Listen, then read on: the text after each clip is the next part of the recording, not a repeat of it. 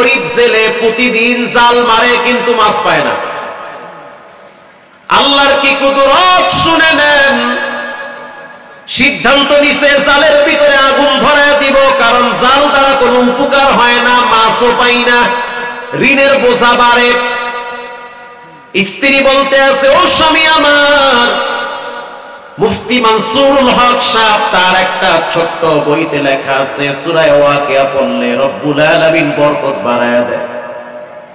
সূরা ওয়াকিয়া যদি তেলাওয়াত করো বুঝবা রব হয়তো বরকতের দ্বার উন্মুক্ত করে দিবে।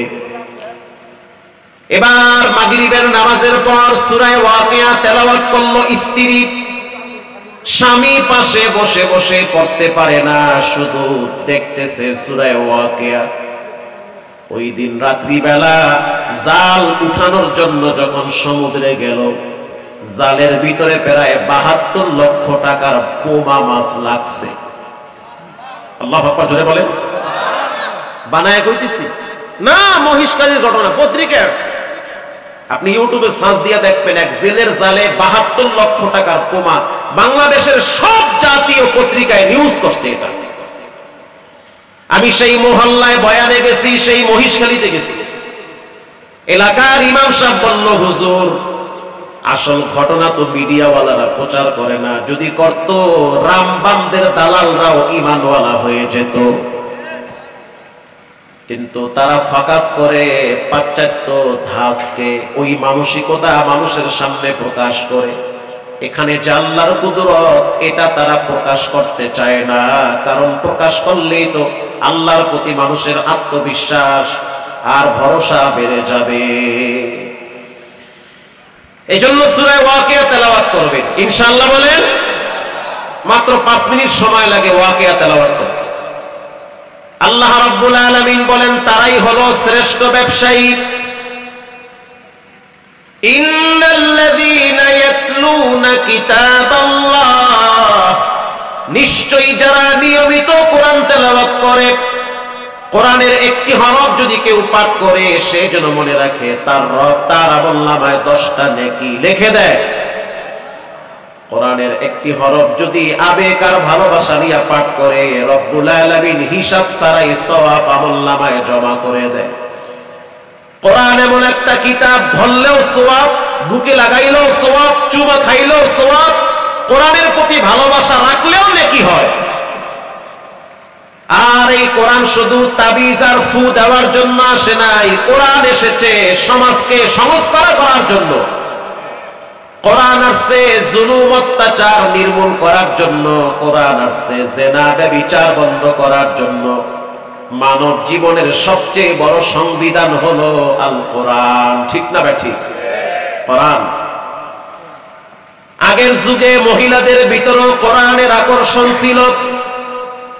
এমন একটা সময় ছিল যখন ফজরের নামাজের পরে মানুষের বাড়ির পিছন দিয়ে হাইটা গেলে কোরআনের আওয়াজ শোনা যাইত। বৃদ্ধ বৃদ্ধ মানুষগুলা ফজরের সূর্যের আলো শরীরে লাগায় পাটি বিছায়া বৈশা বৈশা কোরআন তেলাওয়াত করে। আর এখন তো ঘরের ভিতর থেকে জি বাংলার কিরণমালার আওয়াজ পাওয়া যায়, কোরআনের আওয়াজ পাওয়া যায় না। স্বামী স্ত্রীর ভিতরে বিশাল যুদ্ধ লাগে, এই যুদ্ধের আওয়াজ ঘরের পিছন থেকে পাওয়া যায়। এজন্য ঘরের ভিতরে শান্তি নাই, কারণ ঘরে ঘরে জিনা ব্যভিচার আর শয়তানের আড্ডাখানা হয়ে গেছে। যেই ঘরের বাপ ফজরের টাইমে মসজিদে যায়, যেই ঘরের মা ফজরের পর কোরআন নিয়ে বসে, ওই ঘরের সন্তান কখনোই জালেম হতে পারে না। কারণ সন্তান দেখে বাবায় ফজরের টাইমে মসজিদে গেছে, মেয়েটা দেখে মা কোরআন নিয়ে বসে পড়েছে। কামা তাদিনু তুদানু, যেমন কর্ম তেমন ফল হয়। এজন্য আমি প্রায় সময় বলি, কাঁচায় না নুইলে বাঁশ, পাকলে করে ঠাস ঠাস। একটা কাদা যদি ওয়ালে লাগান লেগে যাবে, পড়বে না। কাদাটা যদি রোদ্রে শুকাইয়া ওয়ালে মারেন লাগবে না, বরং উল্টা নাকে আসার সম্ভাবনা আছে। আপনার বাচ্চা আমার বাচ্চা কাদার মতো, যেমনে চালাবেন তেমনে চলবে।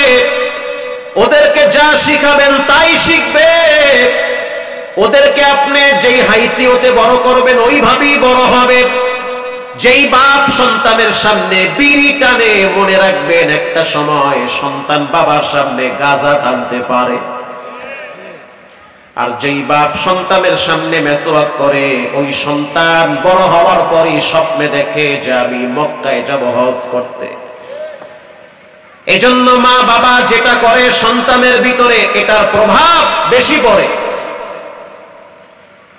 এজন্য আল্লাহর রাসূল বলেন, মুরু আওলাদাকুম বিসসালাহ, সন্তানকে নামাজের কথা বলো যখন তার বয়স 7 হবে। 7 বছরের বয়সের বাচ্চাটাকে নামাজের কথা বলতে থাকো।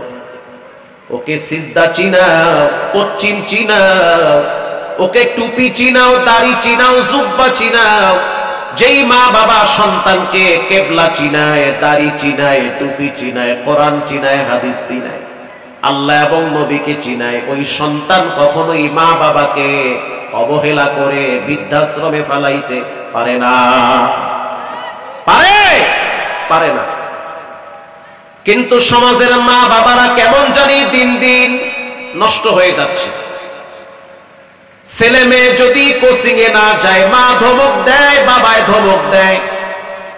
সকালবেলা দেখবেন মা মেয়েরে ঘুম থেকে জাগ্রত করে, তোমার না সকাল 7টায় কোচিং আছে, এখনো কেন ঘুমাও? নাস্তা বানায় রাখছি, খাও। মা নিজের হাতে তেল লাগায় দিয়া চিরুনি করে দেয়, আছে না নাই? স্কুল ড্রেস বের করে মেয়ের সামনে দেয়, তোমার না 7টার সময় কোচিং আছে, কেন তুমি এখনো ঘুমিয়ে আছো সন্তান? অথচ মা একটা বারের জন্য বলে নাই তোমার উপরে তো নামাজ ফরজ হয়েছে। প্রাইভেট কোচিং এর গুল্লি মারি, ফজরের নামাজ আগে পড়া লাগবে। আসতে বলবেন না, জোরে বলেন ঠিক না ব্যাঠি? হ্যাঁ, ঠিক কথা। এরকম মা বাবা যদি হতে পারেন, তাহলে মনে রাখবেন ওই সন্তান বড় হওয়ার পরে আপনার বার্ধক্যের সময় তারা অবহেলা করবে না, অবজ্ঞা করবে না, তারা আপনাকে দূরে ঠেলে দিবে না। এজন্য আমি প্রায় বলি, সন্তানকে কোরআন শিখান, কোরআন চিনান, ইসলাম বুঝান, হক বাতিল চিনান, তা না হলে আপনাকেও চিনবে না, আপনাকেও চিনবে। মুগদা মারকাজুল ফুরকান অনেক বড় একটা শিক্ষা প্রতিষ্ঠান। ওখানে সচিবদের ছেলে মেয়ে পড়ে, ডিআইজির ছেলে মেয়ে পড়ে, মানে পয়সাওয়ালা গো মাদ্রাসা। শিক্ষার মান অনেক ভালো।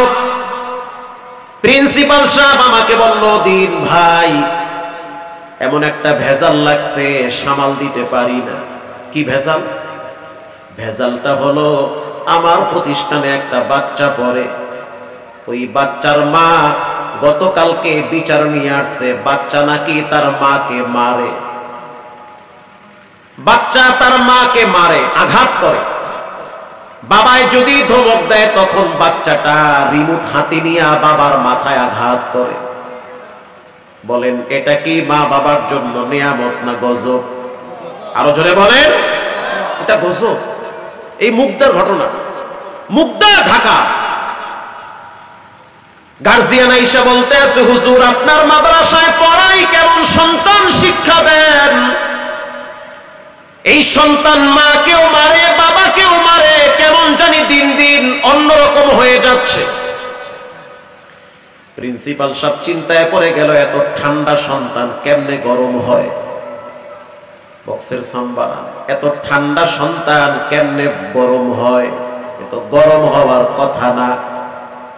প্রিন্সিপাল সাহেব এবার ওই বাচ্চাটারে রুমে নিয়ে গেছে, বাবা এদিকে আসো, বাকি বাচ্চাদেরকে তোমরা একটু অন্য রুমে যাও।